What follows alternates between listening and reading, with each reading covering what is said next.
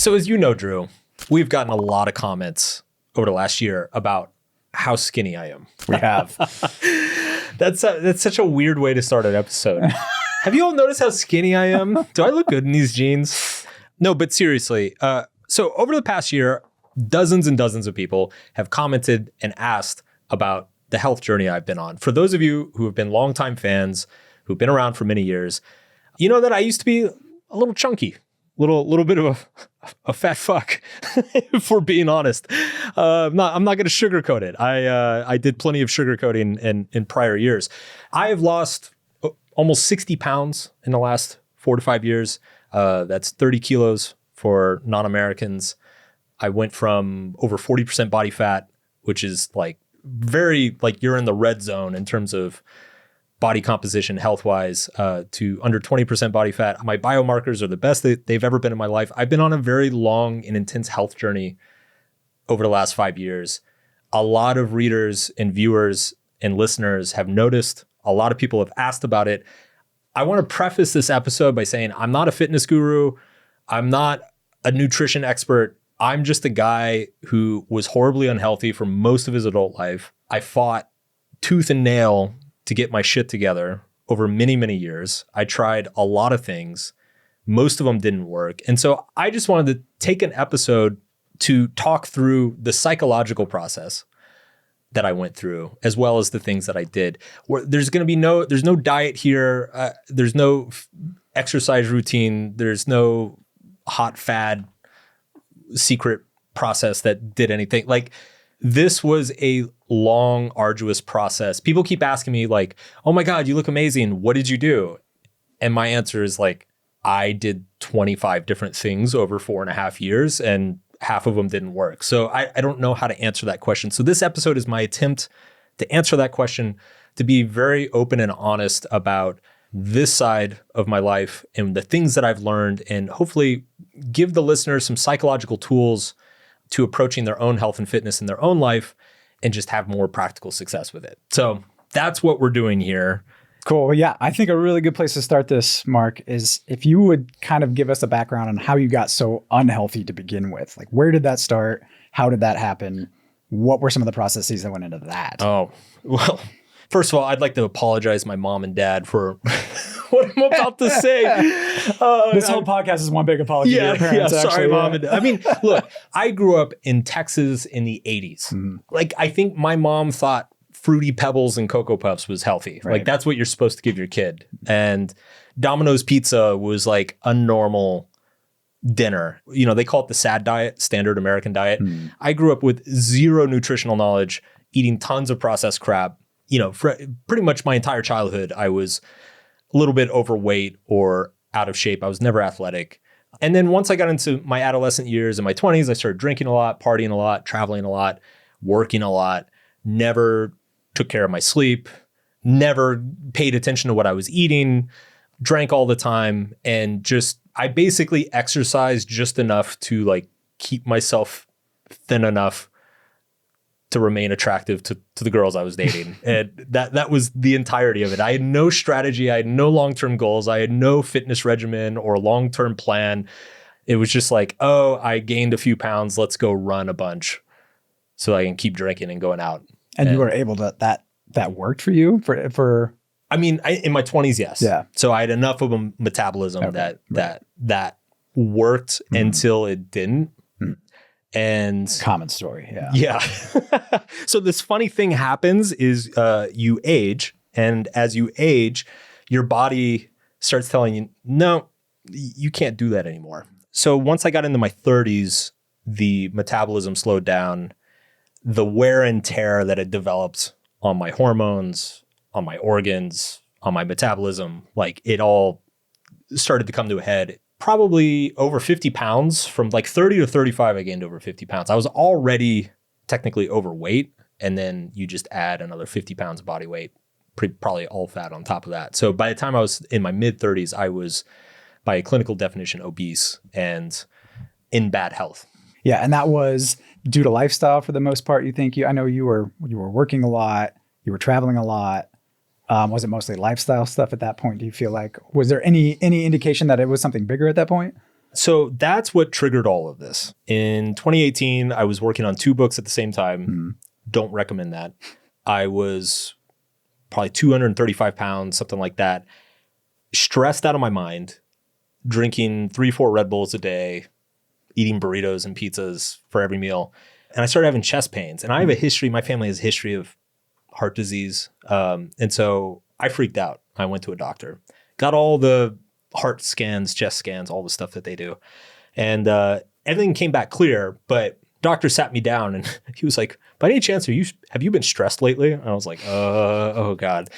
And he was like, how's your sleep been? I'm like, oh God. I remember that, Mark. You were like, your eyes were, yeah, dude, I remember. I used to do interviews and videos back then. Like if you go back and look at videos of me in 2018, people used to comment saying like, are you okay? Dude, you need to sleep. Like, like I had these big black circles under my eyes. You were going hard. Anyway, the doctor told me pretty bluntly, and we didn't know a whole lot about my genetics and stuff at that point, but like, he told me, he's like, look, you're overweight, you're unhealthy, you're stressed out of your mind, you're not sleeping, and you have a family history of this stuff. He said, you're a ticking time bomb. Like, you should probably figure this stuff out. And so that kind of scared me straight a little bit. And I'm not going to lie, there was a little bit of vanity to it as well.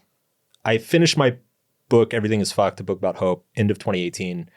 It was coming out in spring of 2019. The publisher and CAA booked a world speaking tour for me. I was going to go to do 27 speaking events in like 7 different countries. So I knew I was going to be on stage in front of thousands of people. And I was like, oh, fuck. Like, I need to lose some weight. I'm a mess right now. I'm a total mess. So it was a combination of the vanity and like, I don't want to have a heart attack and die at 42 that I started trying to lose some weight. And initially, as we go through this story, it's like this story happens in a series of, there's like a burst of progress, and then there's a plateau that goes for like 6 or 8 months, and then change a bunch of things, burst of progress, and then another plateau, burst of progress, another plateau. And it's kind of like 4 different phases. And in each case, the thing that works in the beginning stops working at a certain point, and then you have to like go a level deeper. And so this first level is just like the classic, okay, stop eating desserts, drink a little bit less, and go for runs and start exercising again. And that's what I did. And that got like the first 15 or 20 pounds off. And that got me through the speaking tour, and it got me, through that whole book launch and everything. But the lifestyle didn't change. The workload didn't change. Ultimately, like my habits didn't really change. And so I hit a plateau, 15, 20 pounds, and then I was just stuck. And I'm like, still overweight, still feeling like shit, still not sleeping well. That plateau lasted for probably like 6 or 8 months. I want to step back just a little bit though too. So this was 2018, 2019, yeah. Right? So you're 34, 35 at that time, right? 35, yeah. Yeah, okay. But you were saying you gained a lot of weight from 30 to 35. Yes. The Subtle Art came out when you were 31 or 2, if I remember right? Yeah. You were 32. You've mentioned before that you've written about these things. Yeah. And like, there is this whole thing. We know what we should do, and we still don't do it, right? Of course. What's the connection there with the book, the success that you had? You've talked about kind of the aimless nature or the aimless kind of wandering you did in that period too. Was there any connection to your physical health with all of that? So I think this actually gets into like probably the first really salient psychological point of this, which is that I was delusional. And I think most people who are unhealthy are delusional. Like, I knew I wasn't in shape and I knew I was overweight, but I didn't understand the extent of it and how bad it was. And I deluded myself into believing that it wasn't as bad as I thought it was. So when I look back at that whole period, like, yes, what the Subtle Art of Not Giving a Fuck would say is like, look, you need to give a fuck about a few things and care about them very deeply. And those things should be like very personal and important. They should pay off in the long run. Health is obviously one of those things. It affects everything else in your life. You get one body. Like, if you fuck it up, that's it. I should have been giving a lot more fucks about my health than I was, but I didn't because I was essentially just lying to myself and telling myself it wasn't that bad. Now, part of this too is like coming from like how bad of a health background I came from. The fact that I ate a salad like twice a week, I'm like, well, I'm healthier than I was 5 years ago. Right. The fact that I actually went to a gym occasionally with some friends.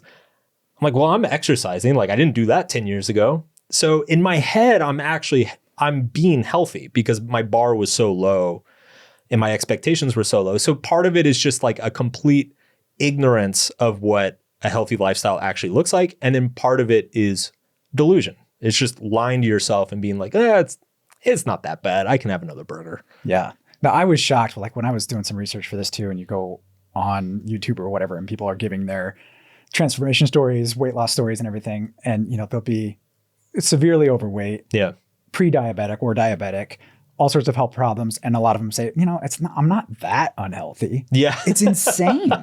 It's insane to think about, but I get it. Like when you're in that, of course, you're not going to sit there and think about yourself as being somebody who's that unhealthy, right? Like, well, and I mean, we'll get into this more later, but the bar is so low, especially in the United States, that like I went to doctors later who ran blood panels and they're like, well, I've seen worse. Right. And it's like, actually, if you look at like what a healthy person should be at, a healthy person in his 30s should be at, my panels were terrible. They're like atrocious. So, but we'll get to that in a minute. Okay.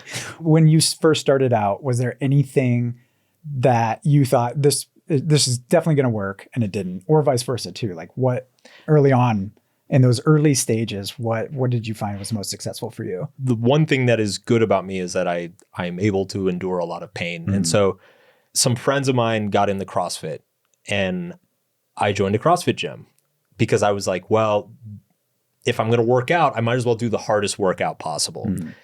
And I still had this kind of naive notion that if you work out extra hard, the results are proportional to how hard you push yourself, which is not true at all.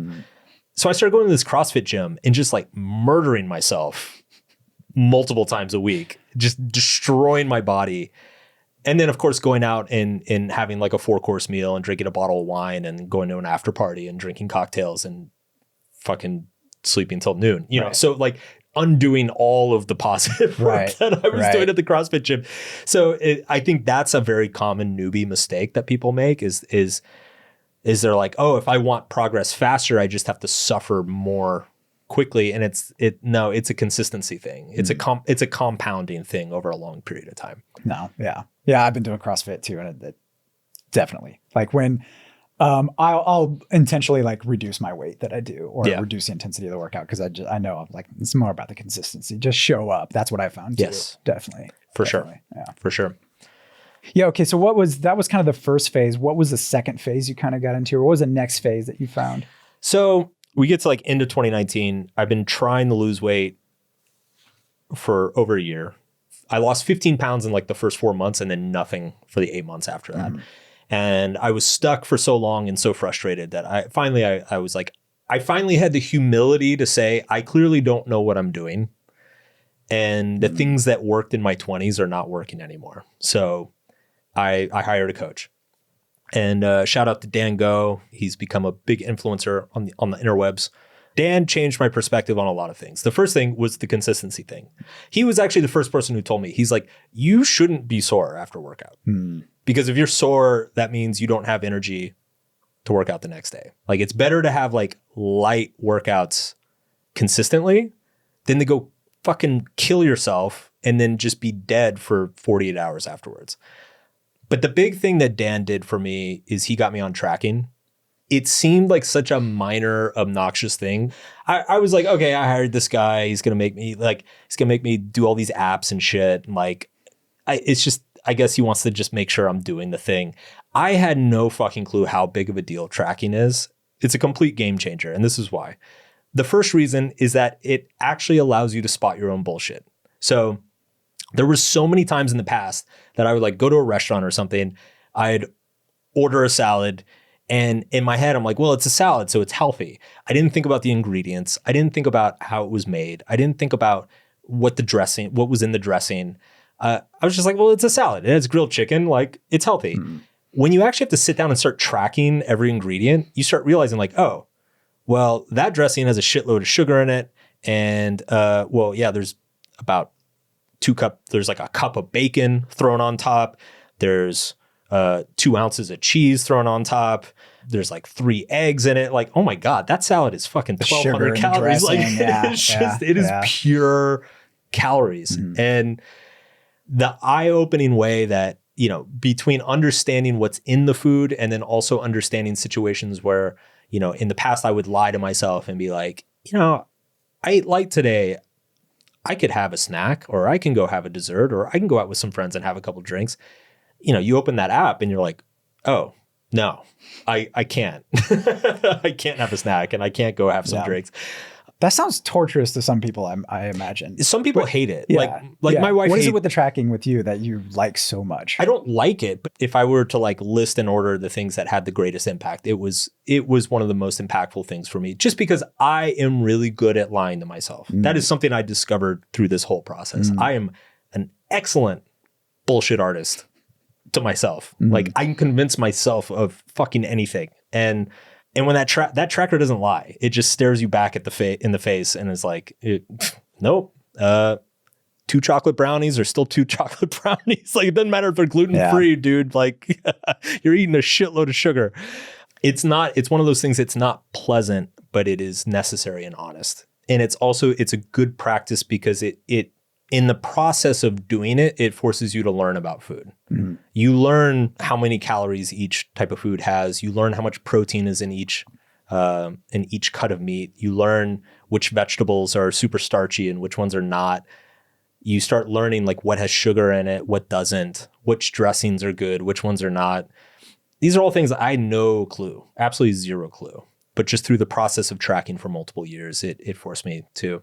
The second thing about tracking is that for somebody who's like very competitive or like likes games like me, it gives you something to try to accomplish, or a goal, or it's like gamified kind of, it's a score you're trying to beat, right? So see, I think you like it.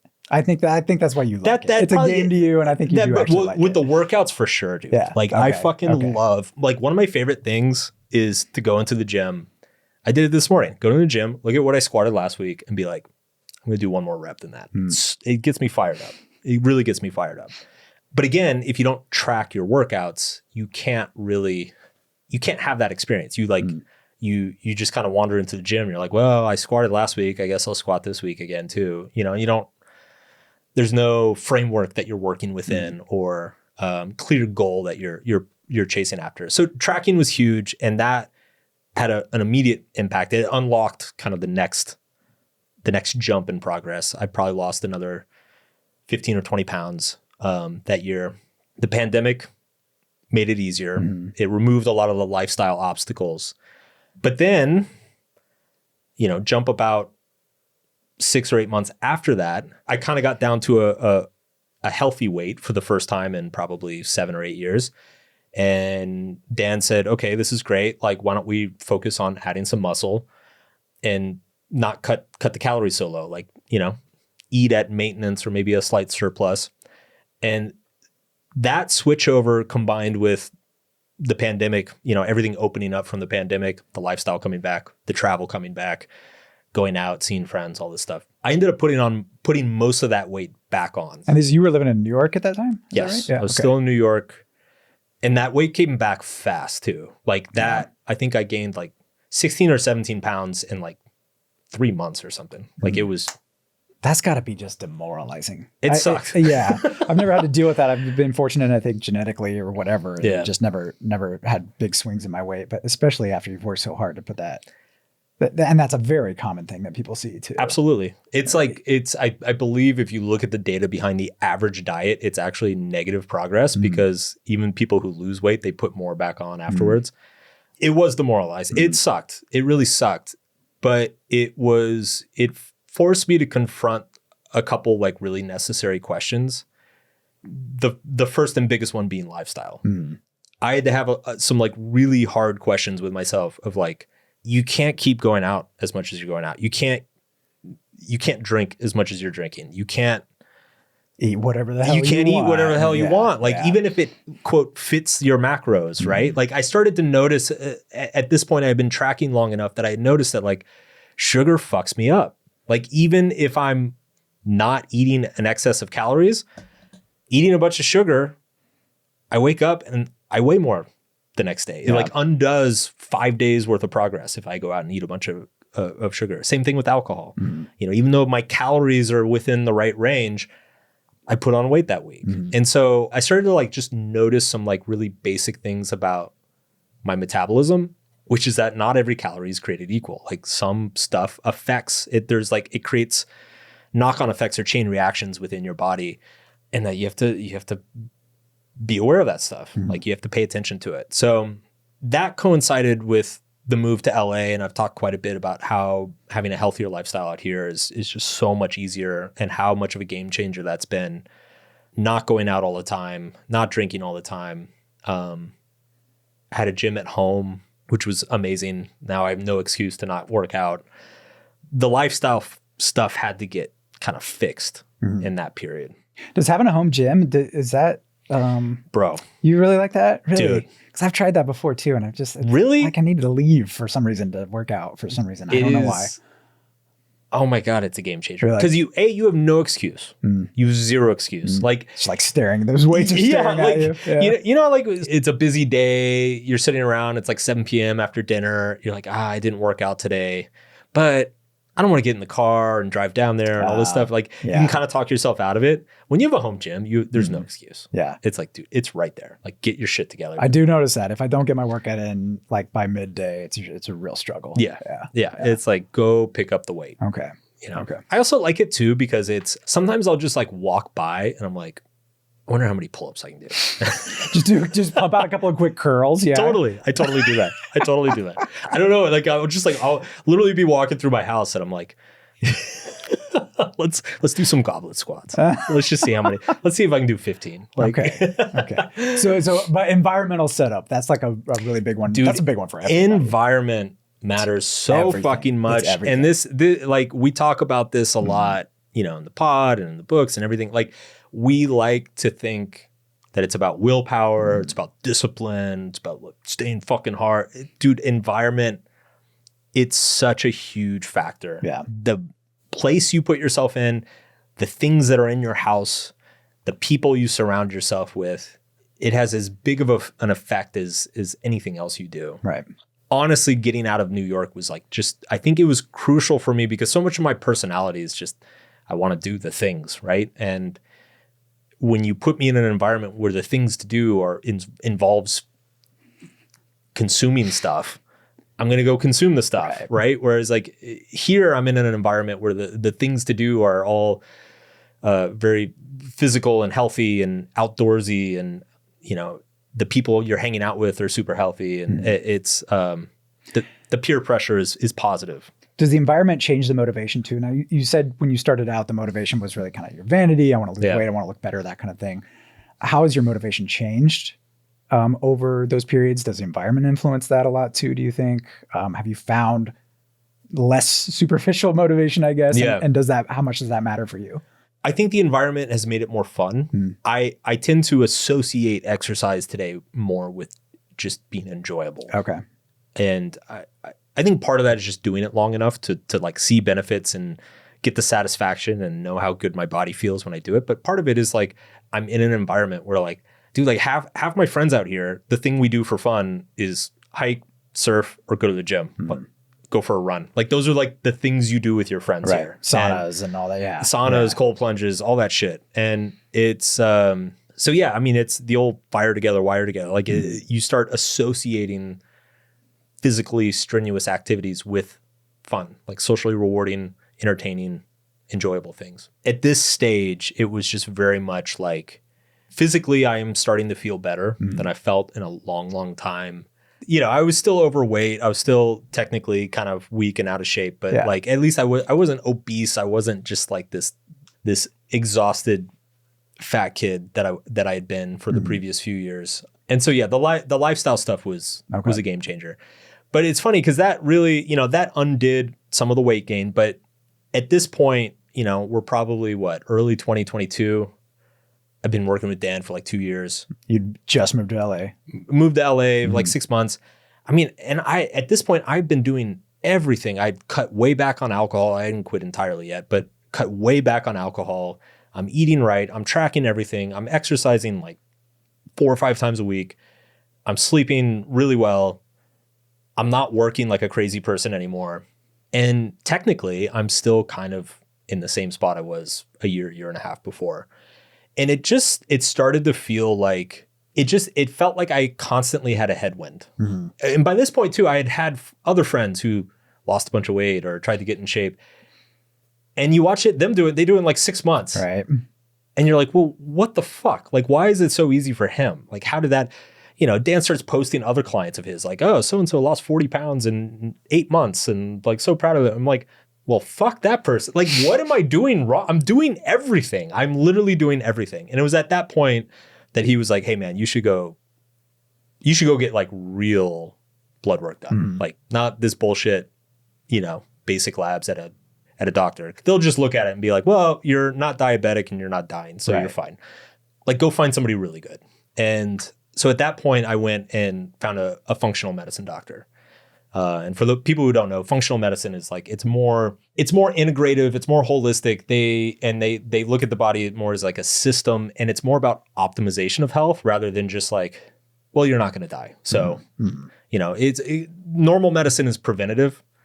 It's like you come in when you are about to have a heart attack, and then that's when they treat you. Whereas like functional medicine, it's more like, let's do the things that will make sure you never have a heart attack in the first place.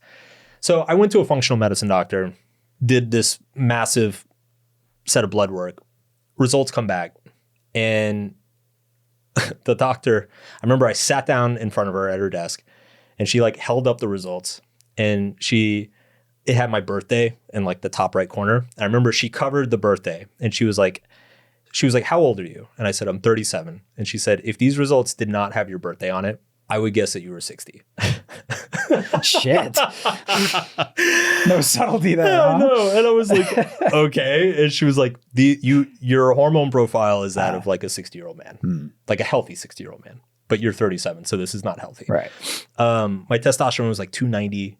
The free testosterone was like 5.5. What should the ranges have been for you at that point? The bottom. So like an elderly man should be around 300 to 400. Okay. And you were below that. I was below that. Yeah.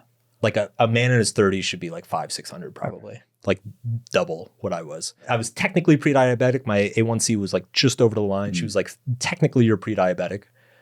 And this is after I'd lost like 20, 30 pounds. Right. And I was exercising and I was eating well.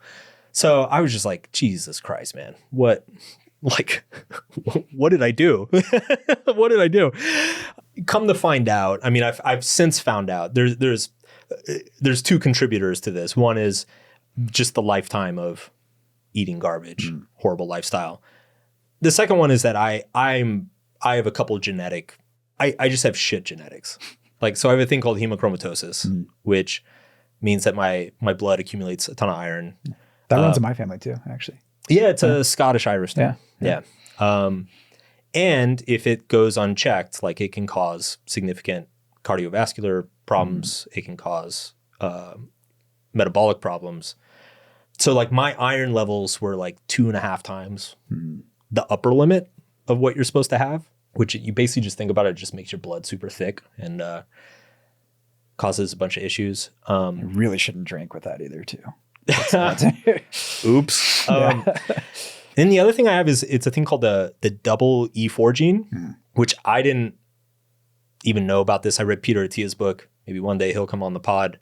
Apparently Chris Hemsworth has it, but it was really funny. I was reading Peter Attia's book and he was talking about, he was like, there's an E4 gene and it increases the likelihood of Alzheimer's by like 400% and also leads to insulin resistance, and you're more likely to be diabetic and pre-diabetic and accumulate fat and have trouble losing it. And then he was like, and then there's like a very rare subset of people who have a double E4 gene, which means both their parents have an E4 gene and you just got fucked in the genetic lottery. And he was like, oh, and these people like 600 times more likely to get Alzheimer's and your metabolism is super. Anyway, long story short, I have the double E4 gene. And Attia says in his book, he's like, if you have this, you really need to start intervening in your early 40s. Yeah. Like this is a all hands on deck type of situation. So I'm discovering this stuff at like 37, 38. So I've got this blood condition, this genetic blood condition that like is working against me. I've got this fucked up gene that's working against me. And I've had an entire lifetime of awful habits. And I have heart disease that runs in the family. So like I'm sitting there and I'm realizing that if I had just kind of continued at my previous trajectory, I'd probably be dead at like 50, 55. Like that was probably if I had just not changed course at all. So that was the first realization. That scared the shit out of me. Second realization was that this is non-negotiable now. Like I'm late 30s, I'm about to hit 40. I've got all these genetics working against me. I've got an entire lifetime of bad lifestyle choices working against me. Like this is not, there are no options. Like there's the margin for error. I have a much smaller margin for error than most people do. And so I decided to kind of go all in on the health thing. You know, you keep hitting these plateaus and it seems like each one is a little bit rougher than the previous one. And I think that's really hard for people to get through. I think they'll give up at one of those or whatever it is. You seem to have pushed through in a number of cases. You also have access, you know, like functional medicine, stuff like that. Although that's becoming more accessible for people too. Online, you get these online panels done. They send you a tube, you put some blood in it, send it off. But that is, again, it's just demoralizing. I think when you hit those plateaus, and especially in this case where it's like you're working out 4 or 5 times a week, you're eating right, you're still not getting that off.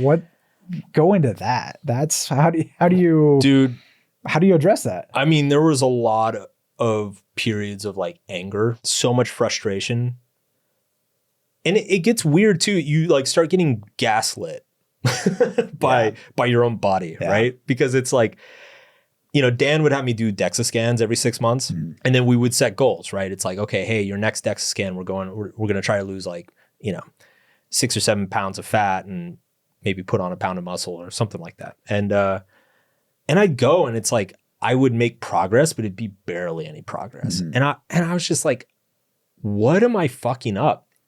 And then to come back to lying to yourself thing, am I bullshitting myself? Like, I think I'm doing everything right. Like, am I just fucking, am I still lying? Like 3 years into this, you did it once. Am I still lying to myself about all this stuff? Like how is this not working? How is this not progressing? And I think a lot of people, they hit that plateau, they hit that point and it gets hard, it gets tiring, they feel defeated.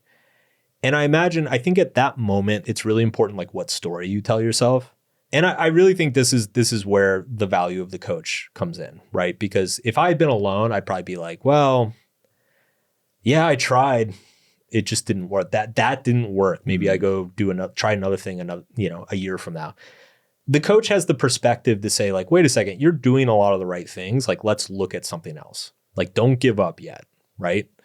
It's more complicated than this. I was very fortunate in that fact. I mean, kind of an unspoken thing through all of this, you mentioned it, is access, right? Like none of this stuff is cheap. None of a gym membership's not cheap, much less buying healthy food is not cheap. There's all sorts of data on like how healthy food costs like 3 times as much as junk food.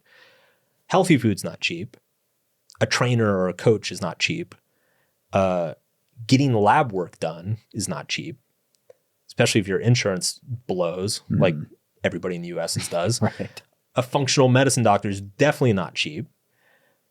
And then even once you figure that shit out and you work with that doctor, like the stuff that doctor prescribes is not going to be covered by your insurance. So you're paying out of pocket. So that's not cheap either. I mean, it's like, I'm not going to lie. I've probably spent north of definitely tens of thousands. Yeah. Easily tens of thousands over the last 5 years on this. And that's not available to everybody. And that's fucked up.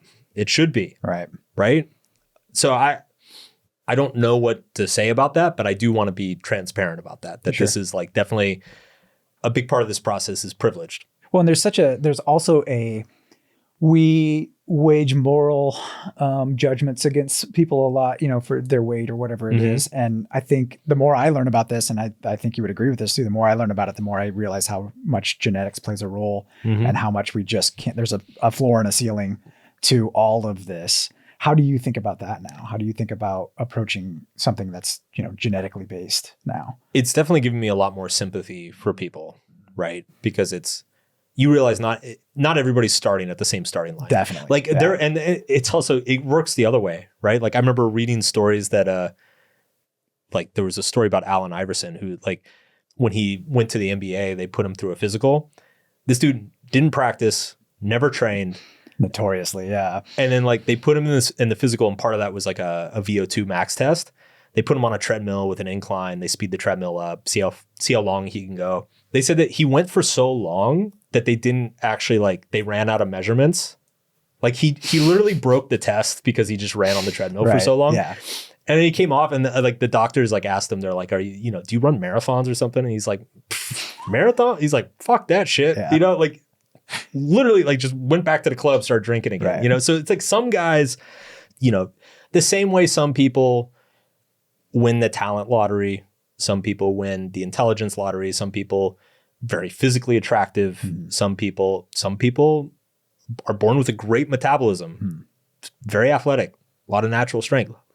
Other people get completely hosed in terms of like, biological functioning and everything. So it's definitely changed my view on that. I mean, the other thing it's given me sympathy for is that there is like a little bit of a feedback process, right? Like one of the things I learned is that when you become extremely overweight, like there's a feedback loop that starts. Like as you put on body fat, you gain something called visceral adipose tissue.